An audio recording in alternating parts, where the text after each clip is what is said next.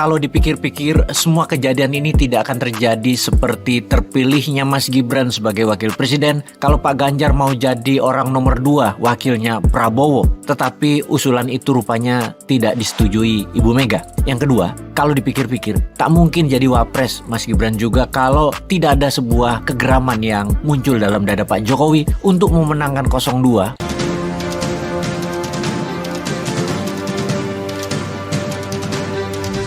Prabowo Gibran, selain untuk membalas dan menjawab perkataan Ibu Mega yang merendahkan Presiden beberapa saat yang lalu dengan mengatakan Pak Jokowi itu ya ngono loh, mentang-mentang. Lah iya, padahal Pak Jokowi kalau nggak ada PDIP Perjuangan juga, duh kasihan deh. Kalimat yang merendahkan Pak Jokowi tersebut sangat menyayat hati para penggemar Pak Jokowi. Nggak tahu, tanya yang mau tanya saya. Yang kemudian membuat citra Ibu Mega menjadi sangat hitam putih oleh sebagian masyarakat, terutama pecinta Jokowi yang menjadikan Ibu Mega tokoh yang tidak populer jadinya. Walaupun begitu, langkah Pak Jokowi saat itu masih belum melawan Ibu Mega. Walau direndahkan dengan dikatakan nggak ada apa-apanya Pak Jokowi tanpa PDIP. Untuk melanjutkan legasi keberlanjutan, maka diusahakan Prabowo dan Ganjar berpasangan. Usaha penyandingan gagal karena terjadi aksi perbedaan lagi antara Ibu Mega dengan Pak Jokowi. Malah Ganjar dijadikan calon presiden oleh PDIP. Keputusan itu mungkin karena rating atau hasil polling Mas Ganjar tertinggi. Pada saat itu tepat 1 tahun yang lalu sebelum Lebaran tahun 2023.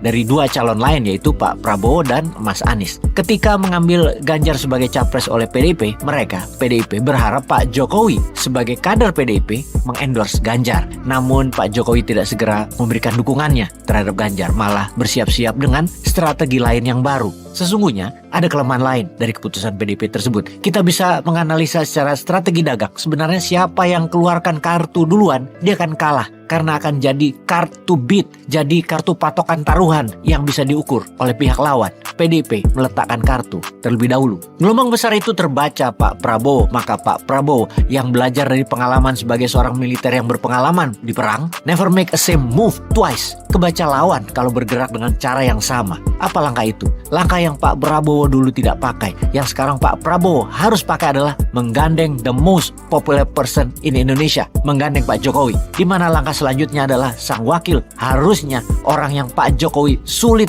untuk tidak bantu, yaitu seorang Gibran. Langkah catur yang jenius, melakukan lukir panjang rokade gerakan pertukaran raja dengan benteng di sisi sayap menteri. Dengan melakukan rokade, yaitu bentengnya adalah Gibran, maka Pak Jokowi tidak akan mungkin membiarkan posisi baru tersebut tanpa bantuan dirinya. Pak Jokowi adalah kartu as kampanye 02. Sekarang sambil menunggu hasil KPU resmi, kita harus kembali kritis. Kita coba mereview dalam program memberikan makanan sehat dan susu untuk anak Indonesia. Katanya ada rencana yang dihembuskan, yaitu dana makan siang tadi diambil dari APBN dengan mengurangi subsidi BBM dan gas. Kalau hal itu dilakukan, maka kita harus mengkritisi. Memberi makan anak dan ibu hamil, Bosman pribadi setuju. Namun sekali lagi, caranya harus mengalihkan subsidi, kita tidak setuju. Maka solusinya bagaimana? Kita pahami dulu bahwa memberikan makan siang ke anak sekolah adalah apa yang pemerintah Jepang dan juga pemerintah Korea Selatan sudah lakukan dan sangat berhasil membangun kesehatan masyarakat. Masyarakat Jepang dalam 50 tahun terakhir tinggi tubuhnya rata-rata naik 20 cm,